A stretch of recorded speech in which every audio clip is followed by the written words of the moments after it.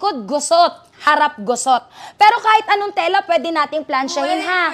Simulan ko lang sa palda na may pleats kasi struggle talaga yan eh. Dati partner, pinapadapa sa kabayo, isusuot sa ulo ng kabayo, babalik-balik ta rin ng tela. At yung mga ganitong klase ng tela, correct me if I'm wrong, nangungupas, nangingintab, lumulutong, pinaka-worst, nasusunugan ka ng tela. Minsan nga, wala pang kalahating taon ng pasukan, sunog na uniforme ng estudyante mo. Harap lang plinansya ko, pero hanggang likod, plansyado. Alam mo kung bakit? Kasi powerful yung steam. Tumatagos hanggang harapan likuran. Kaya yung sinasabi ko sa inyo, ano ba ang matitipid natin sa plansya na to? Una sa lahat, yung oras. Pangalawa, yung effort. Pangatlo, kuryente. Kasi hindi mo na kailangan baligtarin. Mas pinabilis na pagpaplansya, mas pinatipid kang talaga. Ma'am, grabe gusot sa likod. Sa harap, lukot-lukot din. O, sabit mo lang ha. Hawakan sa laylayan. 5 butas, ilapat mo lang. 1 press, hagod up. 1 press, hagod down. Ma'am, kita mo yan? Napakabilis. Napakadaling magplansya gamit of course yung plansya ni Edmark. Kaya kung ang hanap mo plansyang hindi nakakasunog ng tela at talagang tipid kumonsumo ng kuryente, aba sakto na papanood mo. Ang kagandahan pa nga nito, hindi lang pambahay eh. Pwede mo rin gamitin pang-travel. Kasi magaan, portable, very handy. Kahit saan pwede mong bitbitin. And of course, idol, pang-business. Lalo pag halimbawa nag-uukay-ukay ka, RTW, boutique shop, laundry shop, perfect gamitin yung plansya po natin mga Lodia. Ma'am, tingnan mo naman, plansyado gusot. Para maniwala ka nagba-back to back sa likod ko, plansyahin. For you to see na very powerful yung steam. Talagang tumatagos hanggang harapan. Kaya back to back, nauunat yan. At pag ganyan, di ba tipid ka? Sabi ko sa iyo eh, saves time, saves effort, and of course, save pagdating sa konsumo ng kuryente. Sa laylayan, sapinan mo lang ha. Any flat object or flat surface para dululaylay na paplansya mo yan ng kagaya po neto. Ma'am, uniforme ng estudyante naman ho tayo. Kasi as idol, struggle eh. Kapag ang gamit mo, ordinaryong plansya. Kasi nga, pinapadapa mo sa kabayo. Tinatanggal mo isa-isa sa botones. Plansya harap, babaligtarin mo. Plansya loob, babaligtarin. Plansya likod, matagal. Eto maganda, sabit mo lang yung tela. Hawakan sa pinakalaylayan. 5 butas, ilalapat mo lang. Ito yung pipindutin mo ha. 1 press, hagod up, and 1 press, hagod down.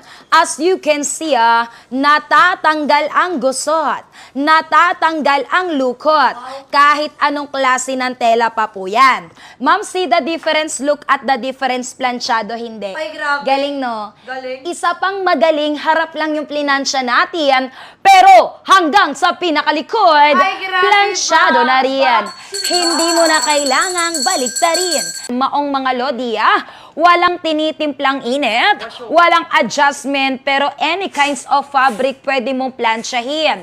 Ang maganda nga po, kumpara sa ordinaryong plansya, before nag-a-adjust ka ng init, eto hindi na. At kahit makapal na tela, kayang-kaya. Hindi aatrasan sa powerful steam ng plansya po natin. See the difference? Look at the difference nung plansyado sa gusot. Wow! Galing, no? Galing. Makapal na tela na yan. O baka sabihin mo, tsamba. Aba, walang tsamba-tsamba dyan. Basta marunong kang pumindot, ito po yung pinipindot. Marunong kang humagod, marunong kang magplansya. Using this amazing product ni Edmark. Kaya sa mga viewers natin, Lodi ha, hanap magandang plansyang hindi nakakasunog ng tela at sobrang tipid kumonsumo ng kuryente, eto na yon. Powerful steam po yan. Uy, sawa ka na ba masunugan ng tela gamit ang inyong mga ordinaryong plansya? Aba, pag sawa ka na, palitan mo na. Sawa ka ng masunugan, palitan na natin yan, idol, ng ating napakagandang plansya, of course, ni Edmark. Manipis, sensitibong kagaya nito, gusot sa likod, gusot sa harap.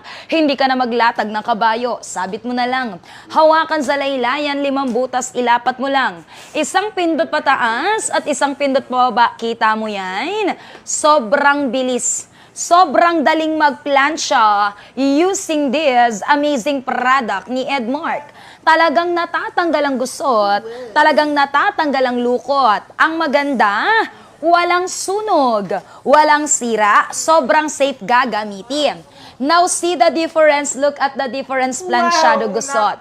Ang maganda, back to back. Hindi mo kailangang baliktarin yung tela. Di kuryente, di tubig. Mabasa ang plansya mo, hindi ka mag-ground.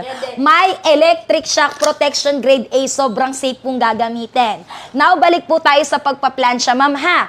100% cotton with printed rubberized design. Eh, di ba normally, pag ordinaryong plansya gamit mo, sasapinan mo yan, papel, panyo, dyaryo, o kaya babaliktarin mo yung tela para protektahan yung print.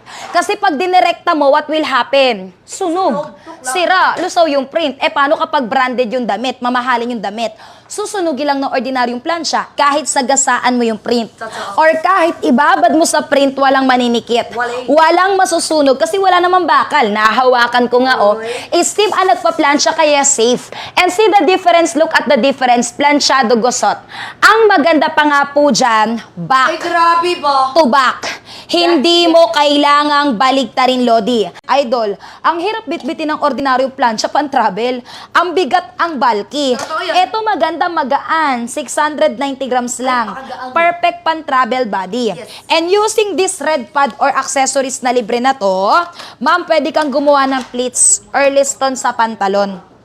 Pag may pattern, sundan mo. Pag wala, gawa ka lang ng bago mga sir ha. Gawa ka ng bagong pattern kagaya po neto. O ngayon may pattern na. Ito yung pinakaawang sa pinaka-red pad. Insert mo lang. Lapat and press the red button to lock. Pindot, bitaw, hagod pababa. Pindot, bitaw, hagod pababa. Idol, dahan-dahan lang tayo sa paghagod ha. Para makakreate tayo ng perfect single line. Perfect lesson sa pantalon na hindi mo kayang gawin sa ibang steam iron.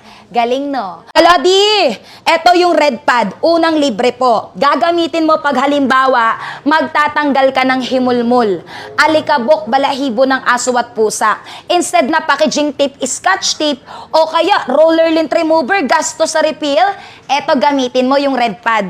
Hagod mo lang pataas para ma-pick up mo yung kalat. Wag na wag mo siyang ibabalik pababa kasi babalik yung kalat, magpapagod ka lang, kailangan pataas lang. Pwede mo ring sabayan ng steam para hindi lang himulmul na tatanggal. Pati unwanted odor na kumapit sa damit, na disinfect, nasa sanitize. Ang tawag dyan, personal dry cleaning system. Bakit ka magpapa-dry clean sa iba, kaya mo namang gawing mag-isa. At washable, nalalabhan, nalilinisan, para magamit for the second time. Hindi ka gaya idol ng mga disposable na lint remover. O ma'am, etong brush para saan? Halimbawa, kutsyon, kama, sopa. May mga surot, kati-kati, malilit na langgam. Paano nyo nililinisan? Pagpagaan, lipat lang ng pwesto yan. Yung iba nagbibilad sa araw. Paano pag tag-ulan? O eto maganda, ma'am. Lodi, press hagod mo lang. Press hagod lang. Yung init ng steam, hindi lang nakakaunat ng tela. Nakakapag-disinfect, nakakapag-sanitize pa. Ma'am Lucille, nilalagyan ng tubig. At kahit anong tubig po. Pag walang tubig, walang steam. Pag walang steam, walang plancha, walang sanitize na mangyayari. Tubig lang. Kung gusto nyo humahalimuyak sa bango yung damit, yung mga kama so paunan, dun po kayo mag-spray na mga pabango, popcorn, alcohol, or kahit anong chemical. Pero sa plansya, kailangan tubig lang ha. Maliwanag tayo dyan. Pag hinaluan mo ng chemical, pwedeng masira, magbara ang plansya, void ang 6 months warranty. Tubig lang po. Kahit galing sa gripo, basta malinis yan. Ma'am, pwede rin sa mga carpets, car seat covers, car mattings tayo mga idol ha. Pwede rin sa unan. Unan mo, amoy pawis, amoy anit, amoy panis na laway. Disinfect mo, sanitize mo. Hindi yung nagtsatsaga ka sa unwanted odor na kumakapit. Yung punda, bagong palit, pero yung unan, amoy anit. Idol, kahit anong palit mo ng punda, kung yung unan, amoy panis na laway na, hahawa lang yan. Magdagdag ka lang bagong labahan. Bago ka magpalit ng punda, sanitize mo muna. gamit ito. Pwede rin sa stuffed toy, teddy bear. Lalo pag di baterya, di mo malabhan, maalikabok, amoy kulob. Eto gagamitin nyo. Pwede rin sa sombrero yan. Amoy pawis, amoy kulob, amoy anit, amoy di ka nais-nais. Ginagawa nyo, laba, laba, laba. Kakalaba, lumalambot. Kung amoy lang, ma'am, wag mo na labhan.